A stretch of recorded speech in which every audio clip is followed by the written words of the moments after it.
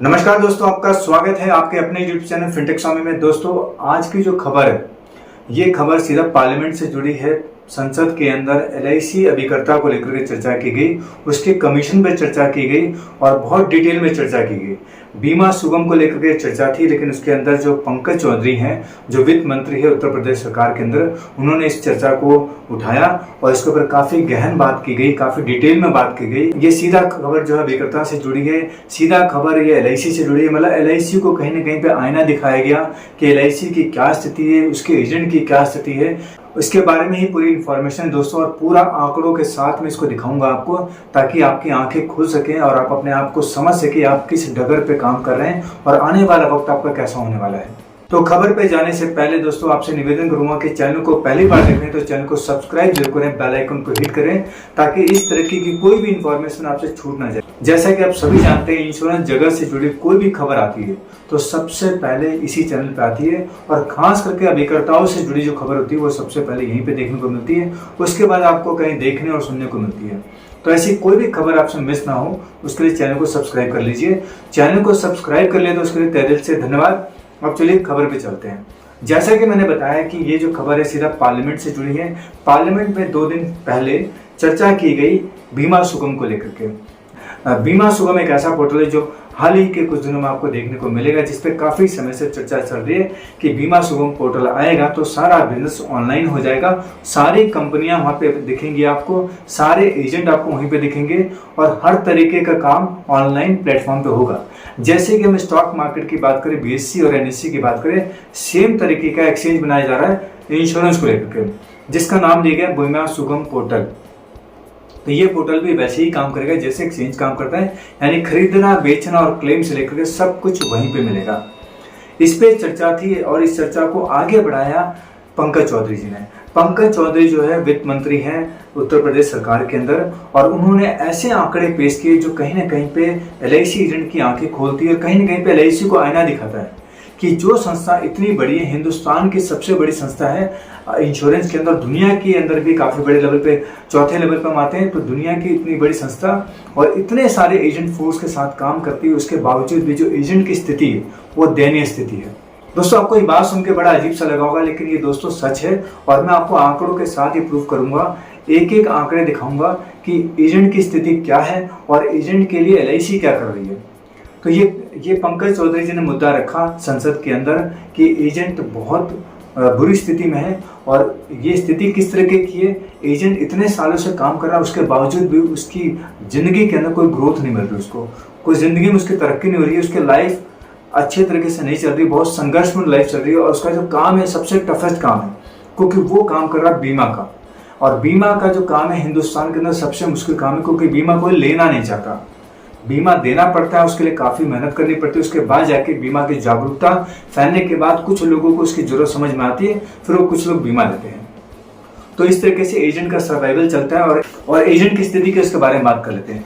जो आंकड़े वो ये बताते हैं कि जो एवरेज इनकम जो है एजेंट की, एवरेज इनकम जो है एजेंट की, अगर हम सबसे ज्यादा इनकम की बात करें कमीशन की, तो 20,446 रुपए ये एक इनकम है एवरेज एजेंट की। और ये कहाँ की एजेंट की इनकम है ये भी बता देता हूँ मैं आपको। ये इनकम है अंडमान निकोबार की इनकम है। मतलब अंडमान निकोबार छोटा सा द्वीप है जैसा हम सभी जानते हैं, वहां के एजेंट की जो एवरेज इनकम है वो है 20,446 रुपए। वहीं पर अगर हम बात करें अरुणाचल प्रदेश और मिजोरम की, ये भी अरुणाचल प्रदेश थोड़ा बड़ा कह सकते हैं, मिजोरम काफी छोटा है। यहाँ पे भी अगर इनकम की बात करें तो एक एवरेज एजेंट की जो इनकम है 19,722 रुपए से लेकर 19,282 रुपए, जो कि बहुत ही दयनीय इनकम है दोस्तों। देखा जाए तो 19,000 या 20,000 रुपए में क्या होने वाला लाइफ का। आज की डेट में अगर बात करें, यहाँ पर महंगाई 7% से ऊपर है, वहां पे ये 20,000 15,000 रुपए क्या करने वाले। अब मैं आपको ये जो आंकड़े हैं स्टेट वाइज बता देता हूँ। जैसा कि आप सभी जानते हैं 14 लाख के आसपास हमारे एजेंट हैं, और उसमें अगर हम बात करें अंडमान निकोबार में 273 एजेंट हैं, जिसमें 20,446 है। कोशिश करूंगा आपको ये डेटा मैं स्क्रीन पे दिखाने की कोशिश करूं ताकि आपको समझने में आसानी होगी। अरुणाचल प्रदेश की 646 एजेंट हैं, जहां पे 19,722 की इनकम है। वहीं पर अगर हम मिजोरम की बात करें तो 238 एजेंट है एलआईसी के, जहां पे उनकी इनकम आ रही है 19,282 रुपए। नागालैंड की बात करें तो 35 एजेंट है जहाँ पे 18,704 रुपये की इनकम आ रही है। वहीं पे मेघालय की बात करें तो 757 एजेंट है जहाँ पे इनकम आ रही है उनकी 18,188। मतलब ये देखेंगे ऊपर से लेकर नीचे तक जाएं तो सबसे ज्यादा इनकम जो कमा रहा है सबसे छोटा द्वीप जो है जहाँ पे 273 एजेंट है उनकी इनकम आ रही है एवरेज 20,446 एजेंट है। अब हम थोड़ा सा बात कर लेते हैं नॉर्थ की।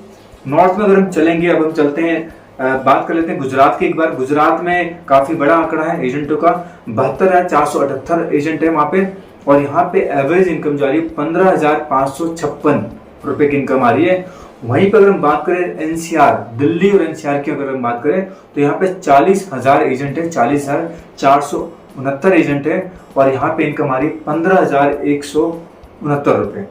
वहीं पे अगर हम बात करें महाराष्ट्र की तो यहाँ पे काफी बड़ी संख्या में एजेंट है, 1,61,357 एजेंट है जहाँ पे इनकम आ रही है इनकी 14,931 रुपए की एवरेज इनकम। ये जो इनकम दोस्तों फ्रेश और रिन्यूअल को मिलाकर के बताई गई है।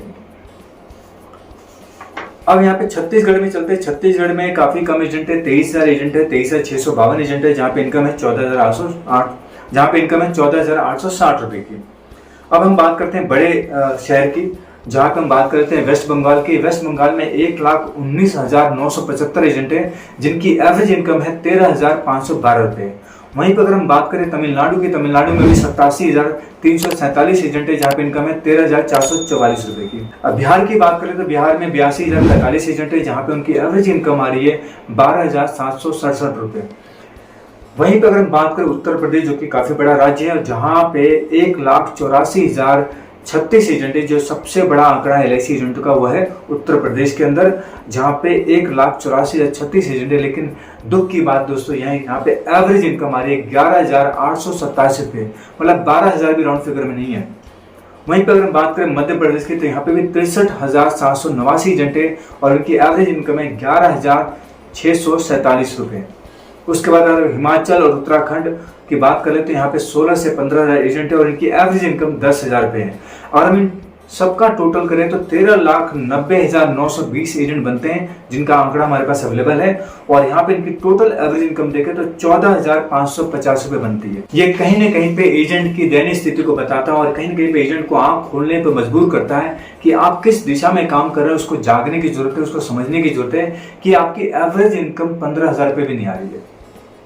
ये पूरा आंकड़ा है A to Z जिसमें रिन्यूअल और फ्रेश इनकम दोनों को काउंट किया गया है। उसके बाद ये आंकड़ा निकाला गया है और उसके बाद ये स्थिति आती है कि 14 लाख एजेंटों की एवरेज इनकम जो है 13,512 रुपये है, मतलब 11,887 से लेकर 13,512 रुपये, जो कि क्या है आप समझ सकते हैं। इतनी महंगाई में ये 13,000, 14,000, 15,000 रुपये में क्या होने वाला है। वहीं पर अगर हम बात करें, अगर हम एम्प्लॉयमेंट कैटेगरी की बात करें, मतलब जो डेली वेजेस वाली कैटेगरी होती है, अगर हम दिल्ली सरकार की बात करें या दिल्ली गवर्नमेंट की बात करें, दिल्ली राज्य की बात करें, तो यहाँ पे सेमी स्किल्ड को 18,983 रुपये मिलते हैं, जिसको कुछ खास नहीं आता, सेमी स्किल्ड है। उसकी एवरेज इनकम पर डे की 742 रुपये, जो सिर्फ एक जगह पे जाकर उसको काम करना है। वहीं पर अगर हम अभिकर्ता की बात करें तो पता नहीं कितनी कितनी जगह पे जाता है और कितनी बार जाता है, मतलब उसकी कॉस्ट ऑफ जो बिजनेस है बहुत ज़्यादा है और उसकी जो इनकम है बहुत कम है। तो यहाँ पे जो व्यक्ति एक जगह पे काम कर रहा है, जिसको हम सेमी स्किल्ड में लेके चलेंगे, उसकी इनकम भी एक अभिकर्ता से ज़्यादा है। 18,983 रुपये, मतलब 19,000 रुपये की इनकम है। पर डे की बात करें तो 750 रुपये कमा रहा है वो।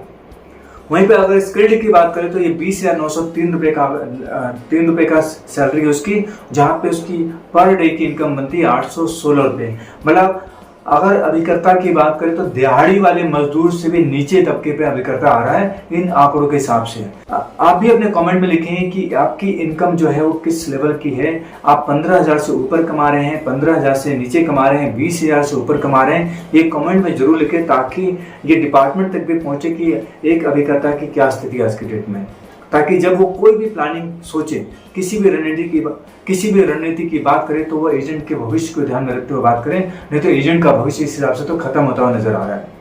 और जैसा कि हाल ही के दिन में देखेंगे काफी सारे प्रोडक्ट लॉन्च हुए LIC के, जिसमें से 3 प्रोडक्ट तो ऑनलाइन लॉन्च कर दिए, जो इसमें अभिकर्ता का कोई रोल नहीं है, और बाकी सारे प्रोडक्ट भी पहले से भी ऑनलाइन अवेलेबल है। तो अब यहाँ पे कहीं ना कहीं LIC को थोड़ा सा अपना कदम ध्यान से रखना होगा। अगर वो एजेंटों का भविष्य चाहती है तो उनको अपनी जो प्लानिंग है एजेंट को ध्यान में रखते हुए करना होगा, तो ही जाके एजेंट का कुछ उत्थान हो सकता है। नहीं तो एजेंट की स्थिति दिन पे दिन गिरती जा रही है, क्योंकि कंपटीशन बढ़ चुका है और कॉस्ट ऑफ लिविंग बढ़ चुकी है और बिजनेस करने की कॉस्ट बहुत ज़्यादा बढ़ चुकी है। अब यहाँ पे बात करते हैं क्लरिकल और सुपरवाइजर स्टाफ, यानी जो नॉन मैट्रिक होता है, मतलब जिसने 10th पास भी नहीं किया है, उसकी भी जो बेसिक सैलरी है, बेसिक अमाउंट पर मंथ का है वो 18,993 रुपये, मतलब 19,000 रुपये के आसपास है। 750 रुपये पर डे का खर्च मिल रहा है, उसको दिहाड़ी मिल रही है।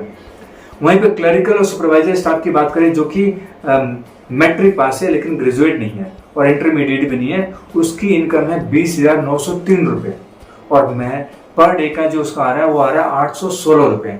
मतलब कि कहीं ना कहीं अभिकर्ता से ये सारे कैटेगरी ज़्यादा इनकम कमा रही है, बहुत कम मेहनत करके और एक जगह पे जा करके। और वहीं पे अभिकर्ता जगह जगह घूमता है, 50 बार जाता है, 20 बार जाता है, 10 बार जाता है, चक्कर काटता रहता है कि कोई उससे पॉलिसी करा ले और बहुत मेहनत करता है। उसके बाद भी वो उसकी सुरक्षा और उसकी सेफ्टी की बात करता है, उसके बावजूद भी उसकी ये स्थिति है कि वो खुद अपना जीवन गुजर बसर नहीं कर पा रहा है। 14-15 हज़ार रुपये में आप खुद समझ लीजिए क्या हो सकता है। ये एवरेज है पूरे 14 लाख एजेंटों का। हम भी जानते हैं वो गिनती के लोग हैं जिनको उंगलियों में गिन सकते हैं, जो लाखों रुपए की बात करते हैं, लाखों रुपए महीने का कमा रहे हैं, वो सिर्फ गिनती के लोग हैं। 99% लोगों का आंकड़ा ही हमारे सामने है जो दयनीय है। और कहीं न कहीं इसमें सोचने और विचारने की बात है कि अगर हमारी यही स्थिति रही तो आने वाले वक्त में LIC एजेंट खत्म होते हुए नजर आएंगे। तो इस पर LIC को गहन अध्ययन करना होगा। LIC को कुछ ऐसी पॉलिसीज लानी होंगी, कुछ ऐसी नीतियां तैयार करनी होंगी जिससे एजेंट के भविष्य में खतरे की घंटी ना बजे, एजेंट का भविष्य उज्जवल हो और वह आगे इस बिजनेस के अंदर अपने आप को जमाए रख सके। आपने अपने विचार भी कमेंट के माध्यम से देने हैं कि आपकी जो LIC की एजेंसी किस तरीके से चल रही है, आप क्या संघर्ष कर रहे हैं कि आपकी एजेंसी सुचारू रूप से चल रही है और आपको किसी भी तरीके की कोई दिक्कत नहीं है, आप बहुत बढ़िया से एजेंसी के अंदर कर रहे हैं, बहुत अच्छा पैसा कमा रहे हैं, ताकि दूसरे एजेंट भाइयों का भी मार्गदर्शन हो सके और हम आपसे संपर्क करके उन चीज़ों के बारे में जानेंगे जिससे कि हम वो आइडियाज़ और वो जो काम करने का तरीका है वो हम लोगों तक जागरूक कर सकें, ताकि वो एजेंट भाई भी इस संघर्ष के दौर से बाहर निकल सके और अपने जीवन को सुचारू रूप से चला सके और इस एजेंसी मॉडल से वो अपने घर का जीवन यापन अच्छे से कर सके, किसी संघर्ष के दौर से ना गुजरे। तो ये थे एजेंट के कमीशन के आंकड़े जो कहीं न कहीं पे चौंकाने वाले हैं। तो हमें इसमें सुधार करने की जरूरत है और आप भी अपने विचार कमेंट माध्यम से जरूर दीजिए कि आप इस सुधार के लिए क्या क्या करना चाहते हैं और क्या क्या होना चाहिए, ताकि जब ये वीडियो किसी महकमे तक पहुंचे तो वो भी आपके विचारों को पढ़ करके कुछ बदलाव ला सके हमारे जीवन के अंदर, हमारे एजेंसी मॉडल के अंदर, जिससे कि हमारा जीवन सुचारू रूप से चल सके और इस एजेंसी को हम बनाए रख सकें। तो दोस्तों इस खबर को हम यहीं पे समाप्त करेंगे। इसके रिगार्डिंग कोई भी सवाल अगर आपके दिमाग में आता है तो आप कमेंट बॉक्स में लिख देंगे, उसका जवाब हम जल्द से जल्द देने की कोशिश करेंगे। और इस इन्फॉर्मेशन को देखने के लिए और अपना कीमती वक्त देने के लिए आप सभी लोगों का तहे दिल से धन्यवाद। इस इन्फॉर्मेशन को सिर्फ अपने तक सीमित ना रखें, अपने भाइयों को भी फॉरवर्ड करें ताकि वो भी इस जानकारी से अपने आप को अपडेट कर सकें और अपनी एजेंसी को जांच सकें, आंक सकें कि किस लेवल पे हैं। दोस्तों इस वीडियो को देखने के लिए आप सभी लोगों को तहे दिल से धन्यवाद। मिलेंगे ऐसी किसी टॉपिक में अगले वीडियो के साथ, तब तक के लिए नमस्कार, जय हिंद, जय भारत।